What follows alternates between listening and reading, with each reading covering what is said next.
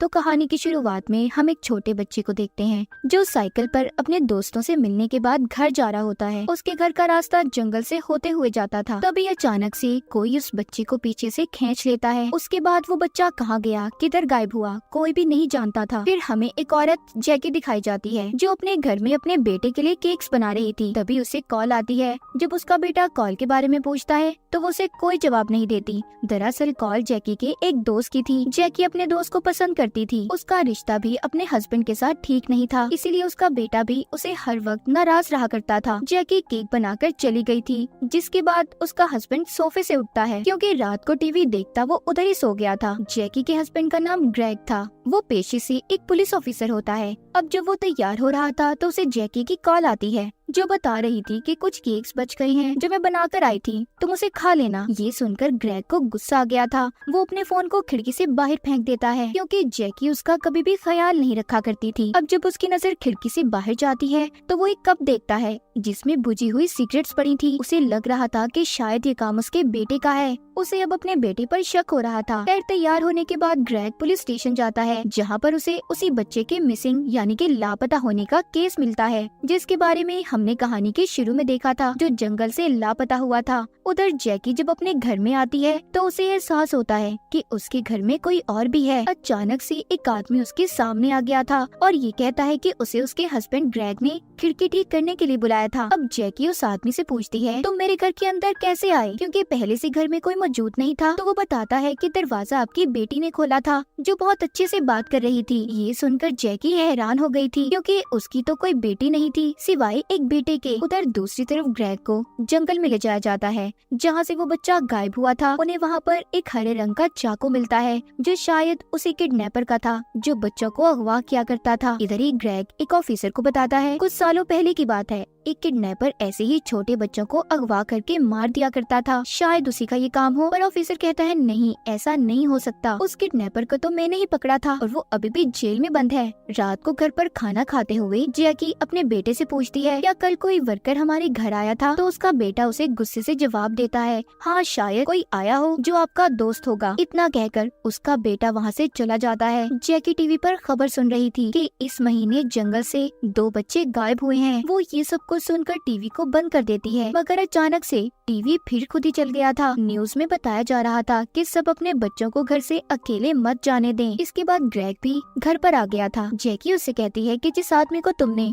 खिड़की ठीक करने भेजा था उसने हमारे घर से सभी चांदी के बर्तन चुरा लिए हैं। और जाते हुए वो अजीब सी बातें कर रहा था, कह रहा था कि हमारी बेटी ने दरवाजा खोला था। ग्रेग उसकी बातों पर ध्यान नहीं देता और अपने कमरे में चला जाता है। जाते हुए वो देखता है कि जो तस्वीरें उन्होंने सीढ़ियों के पास लगाई हुई थी उनमें से एक तस्वीर गायब थी। वो अभी भी इन चीजों पर तवज्जो नहीं देता और अपने कमरे में चला जाता है। तभी कमरे में एक चूहा आ गया था। ग्रेग अब उसे पकड़ने उसके पीछे जाता है। वो चूहा उसकी अलमारी में चला गया था। जब वो उसे पकड़ने अलमारी के अंदर गया तो न जाने किसी ने अलमारी के दरवाजे को बंद कर दिया था। ग्रेग दरवाजे को जोर जोर से बजाता है। उसे लग रहा था कि शायद उसका बेटा उसके साथ मजाक कर रहा हो, पर वहाँ पर तो उसका बेटा था ही नहीं।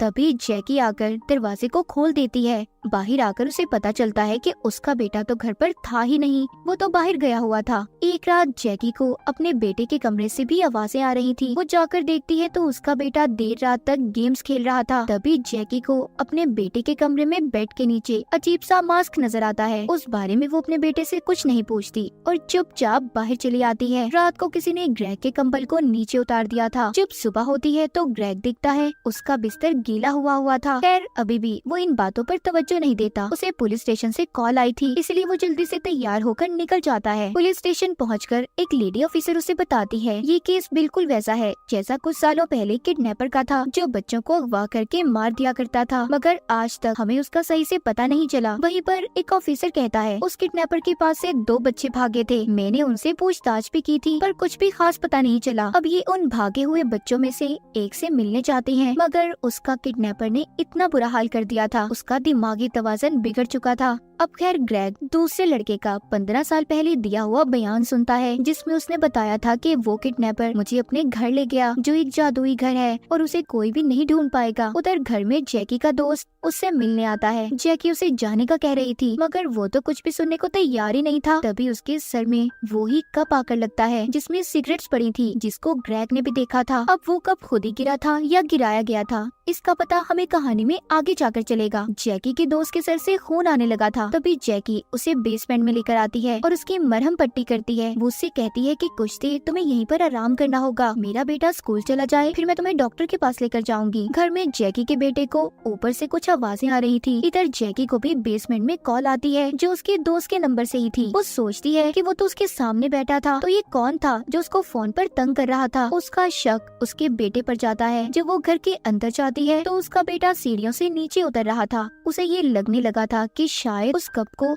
जो उसके दोस्त के सर में लगा था इसके बेटे ने गिराया हो। खैर वो अपने बेटे से कुछ नहीं पूछती और उसे स्कूल छोड़ने चली जाती है। बेसमेंट में जैकी के दोस्त के सर से खून निकलना अभी बंद भी नहीं हुआ था। दोबारा उस बेचारे के सर पर कोई लकड़ी का डंडा मारकर उसे मार देता है। इधर जंगल में ऑफिसर अभी भी लापता हुए बच्चों की छानबीन कर रहे थे। ऑफिसर को छानबीन करते एक बारीक तार मिलती है, जिससे उस साइकिल वाले बच्चे को शायद नीचे गिरा गया था। उधर जैकी जब घर आती है तो वो अपने दोस्त की लाश देखती है। उसे ऐसा लग रहा था कि शायद उसके बेटे ने गुस्से में उसके दोस्त को मार दिया होगा, इसीलिए वो मदद के लिए अपने हस्बैंड ग्रेग को बुला लेती है ताकि वो अपने बेटे को सजा से बचा सके। ये दोनों नहीं जानते थे कि जैकी के दोस्त को किसने मारा होगा। इनका शक सिर्फ अपने बेटे पर ही था, क्योंकि वो ही घर में अकेला था। अब वो दोनों अपने बेटे को बचाने के लिए जैकी के दोस्त की लाश को रात के अंधेरे में जंगल में ले जाकर दफना देते हैं। इनका बेटा घर पर अकेला था। तभी उसके कंप्यूटर पर एक मैसेज आता है जिसमें लिखा था, क्या तुम जानते हो फ्रॉगिंग क्या होता है। जब जैकी का बेटा इस बारे में इंटरनेट पर सर्च करने लगा तो उसके पीछे कोई आ जाता है जिसने चेहरे पर मास्क पहना हुआ था। तभी जैकी और ग्रेग भी वापस घर पर आ गए थे। वो आकर देखते हैं कि उनका बेटा बाथटब में लेटा है। किसी ने उसके हाथ पाँव मुंह तक को बांध दिया था। वहाँ पर ग्रेग वही हरे रंग का चाकू भी देखता है जो किडनैपर बच्चों के पास अपनी निशानी के तौर पर छोड़ा करता था। जैकी जल्दी से अपने बेटे को हॉस्पिटल लेकर जाती है।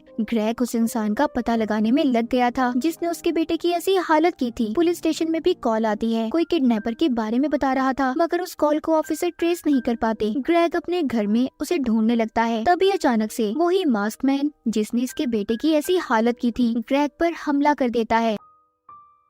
यहीं से सीन फ्लैशबैक में जाता है, यानी कि ये सब शुरू कहाँ से हुआ था कि ग्रेग और जैकी के घर में ऐसा क्यों हो रहा था, मास्क मैन कौन था। तो अब हमें कहानी में पता चलेगा। हमें दो दोस्त दिखाए जाते हैं जो अक्सर फ्रॉगिंग किया करते थे। दरअसल फ्रॉगिंग वो होती है कि आप बिना बताए किसी के घर में रहना शुरू कर दो। इन दोनों दोस्तों में से एक का नाम एलिक था। ये दोनों जैकी और ग्रेग के घर पर रहने लगे थे। रात को एलिक छत पर बैठा सिगरेट पी रहा था। ये देखकर उसकी दोस्त उसे वापस कमरे में बुलाती है। ये लोग जैकी के घर गेस्ट रूम में रहा करते थे, जिनके बारे में जैकी और उसके हस्बैंड को कुछ भी नहीं पता था। एक दिन जब एलिक छत पर बैठा था तो उसकी दोस्त उसे वापस बुलाती है और कहती है, ऐसा मत करो, अगर घर वालों को पता चल गया तो हमें जेल भी हो सकती है। तभी वहाँ पर ग्रेग आ जाता है। ये दोनों छुप गए थे और ये वही सीन था जब ग्रेग को कप में सिगरेट्स मिली थी और ये समझ रहा था कि सब उसका करता है। खैर अगले दिन सब घर वालों के जाने के बाद एलिक की दोस्त ने अपने सामान को बेसमेंट में छुपा दिया था और एलिक घर से एक तस्वीर को ले लेता है। अब जब उसकी दोस्त उसके पास आती है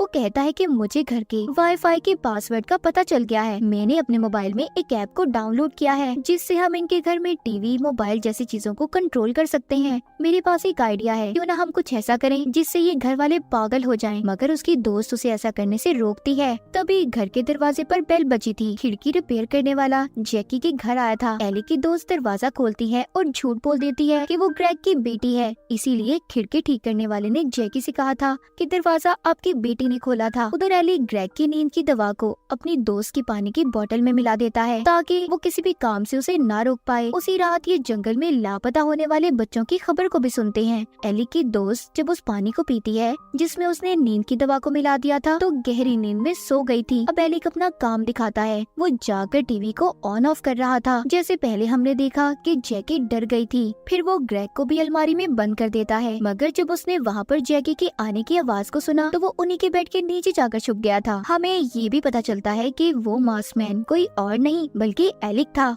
उसी ने ग्रेग के ऊपर से कंबल को भी हटाया था। अगले दिन एलिक की दोस्त की जब नींद से आँख खुलती है तो एलिक छत पर बैठा हुआ था। वो उसे समझाती है, देखो ऐसा नहीं कर सकते, ये बस हमारा फन है, हम ये सब कुछ गलत कर रहे हैं उनके साथ। मगर एलिक कहता है, अभी तो ये सब शुरुआत है, मैं जब तक पीछे नहीं हटूंगा जब तक सब घर वाले पागल न हो जाएं। उसकी दोस्त कहती है, ठीक है फिलहाल अभी तो अंदर आ जाओ। तभी उसने कप को नीचे छोड़ दिया था जो जाकर जैकी के दोस्त के सर में लगा। जी हाँ, उस कप को भी एलिक नहीं गिराया था। उसकी दोस्त कहती है, ये क्या किया तुमने, वो लोग पुलिस भी बुला सकते हैं, अब हमें यहाँ से जाना होगा। जब जैकी अपने दोस्त को बेसमेंट में ले गई थी तो एलिक को जैकी के दोस्त का गिरा हुआ फोन मिला था और यही था जो उस वक्त जैकी को कॉल कर रहा था। जब बेसमेंट में एलिक की दोस्त अपना सामान लेने आई तो उसने देखा वहाँ पर जैकी का दोस्त बैठा था जिसको अचानक से पीछे से आकर ग्रेग ने मार दिया था। जैकी के दोस्त का कत्ल किसी और ने नहीं बल्कि ग्रेग ने किया था, क्योंकि उसकी बीवी जैकी उसे पसंद करती थी, इसीलिए उसने उसे मार दिया। ये सब एलिक की दोस्त ने भी देख लिया था। अब जब वो सामान लेकर जा रही थी तो उधर जैकी भी आ जाती है जो अपने बेटे को स्कूल छोड़कर आई थी। ये सब कुछ देखने के बाद एलिक की दोस्त वहाँ से वापस एलिक के पास आ जाती है। वो देखती है कि वो जैकी के बेटे को बांध रहा था। अब तो उसने अपनी हद पार कर दी। वो कहती है, रुक जाओ नहीं तो पुलिस बुला लूंगी, तुम क्या कर रहे हो ये सब। इसी उसमें उसका पाँव फिसल जाता है और वो सीढ़ियों से गिरकर बेहोश हो गई थी। इसके बाद एलिक ने जैकी के बेटे को उठाकर बाथटब में डाल दिया था। तो क्या इसका मतलब एलिक किडनैपर था? मगर 15 साल पहले जब बच्चे अगवा हो रहे थे तो उस वक्त एलिक की उम्र इतनी नहीं थी कि वो किसी को अगवा करता, तो अभी भी असल किडनैपर कोई और था। अब एलिक अपनी दोस्त को हॉस्पिटल ले जाने वाला था। वो उसको गाड़ी की डिक्की में डालता है, पर तभी उधर जैकी और ग्रेग आ गए थे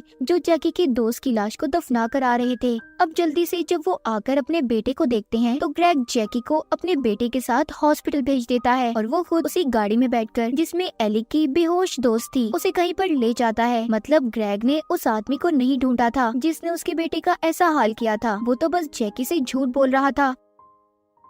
गाड़ी में एलिक की दोस्त को होश आ गया था जिसको ग्रेग चला रहा था और पता नहीं कहाँ जा रहा था। एलिक की दोस्त के पास एक बैग पड़ा था। जब वो उसे खोलकर देखती है तो उसमें उसी बच्चे के कपड़े पड़े थे जिसको हमने कहानी के शुरू में साइकिल पर जाते हुए जंगल में से गायब होते देखा था। साथ ही उसे हरे रंग के बहुत से चाकू भी मिले थे जिसे देखकर एलिक की दोस्त समझ गई थी कि किडनैपर कोई और नहीं बल्कि ग्रेग था। अब वो अपनी गाड़ी रोकता है और कहीं पर चला गया था। एलिक की दोस्त भी उसका पीछा करती है। वो पुलिस को कॉल करके बताना चाहती थी मगर सिग्नल्स की वजह से वो कुछ भी नहीं बता पाती। जो पुलिस कॉल ट्रेस नहीं कर पा रहे थे वो एलिक की दोस्ती कर रही थी क्योंकि उसे किडनैपर मिल गया था। तभी वो जंगल में एक ट्रक को देखती है। अब जब वो वहाँ पर जाती है तो वहाँ पर बहुत से बच्चे थे जिनको ग्रेग ने अगवा किया हुआ था। इससे पहले वो बच्चों की मदद करती, पीछे से ग्रेग आकर उसके मुंह पर शॉपर डालकर उसे बेहोश कर देता है। उसे अपनी गाड़ी से एलिक की दोस्त का कैमरा भी मिलता है जिससे उसे पता चला था कि एलिक और उसकी दोस्त इनके घर में कितने दिन से रह रहे थे, जिसके बारे में किसी को कुछ भी नहीं पता था। अब ग्रेग सब जानने के बाद उसे वापस अपने घर ले आया था। जैसे ही एलिक की दोस्त होश में आती है, ग्रेग ने उसे मार दिया था। ये सब एलिक भी देख रहा था। उसे बहुत गुस्सा आता है। वो अब ग्रेग को मारने की तैयारी करता है। इधर ग्रेग भी एलिक को अपने घर में ढूंढ रहा था। एलिक भी पूरी तैयारी के साथ उसे मारने के लिए तैयार था। एलिक उस पर हमला कर देता है मगर ग्रेग ने भी उस पर वार करके उसे बेहोश कर दिया था। कुछ देर के बाद ग्रेग देखता है कि एलिक अपनी जगह पर नहीं था। वो उसके सामने खड़ा था गन लेकर जो ग्रेग पर चला देता है। ग्रेग जब उसका चेहरा देखता है तो हैरान हो गया था। अब खैर एलिक ने ग्रेग को मार तो दिया था, तभी वहाँ पर ऑफिसर आ जाता है जिसने एलिक पर गोली चला दी थी। एलिक के बाजू पर गोली लगने की वजह से वो बेहोश हो जाता है, पर बेहोश होते हुए उसने ऑफिसर को एक नाम से पुकारा था। ऑफिसर समझ गया था कि एलिक कौन है। अब खैर एलिक को हॉस्पिटल ले जाया जाता है। इतनी देर में जैकी और उसका बेटा भी हॉस्पिटल से वापस आ गए थे। जैकी अपने घर के बाहर एम्बुलेंस और पुलिस की गाड़ी देखती है तो परेशान हो जाती है। उसे भी ग्रेग यानी कि अपने हस्बैंड की असलियत का पता चल गया था। उन बच्चों को भी बचा लिया गया था जिनको ग्रेग ने अगवा किया था। यहाँ पर हमें पता चलता है एलिक दरअसल वही बच्चा था जिसको 15 साल पहले ग्रेग ने अगवा करने की कोशिश की थी, जिसका बयान भी वो जानबूझकर बैठा सुन रहा था। एलिक किसी तरह ग्रेग के जाल से बचकर भाग गया था, पर उसका दोस्त पकड़ा गया जिसका जहनी तवाज़ुन खराब हो चुका था। एलिक ग्रेग के बारे में सब जानता था कि वो बच्चों को अगवा करके उनके साथ बहुत कुछ गलत करता है, इसीलिए वो इसके घर में आया और अब एलिक ने ग्रेग को मारकर उन सभी सभी बच्चों का बदला ले लिया था जिनको आज तक ग्रेग ने मारा था। और इसी के साथ इस मूवी की कहानी यहीं पर खत्म हो जाती है।